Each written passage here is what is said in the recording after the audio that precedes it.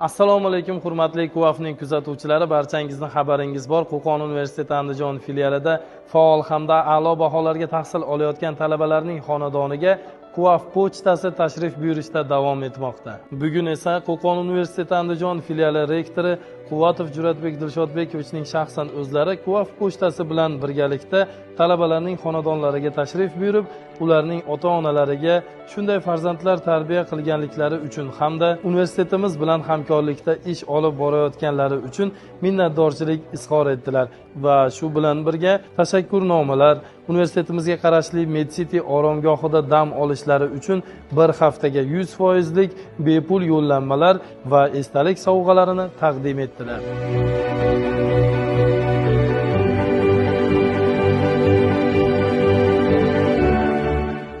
QAFda faol bo'ling, a'lo baholarga tahsil oling va QAF pochtasini xonadoningizda kuting.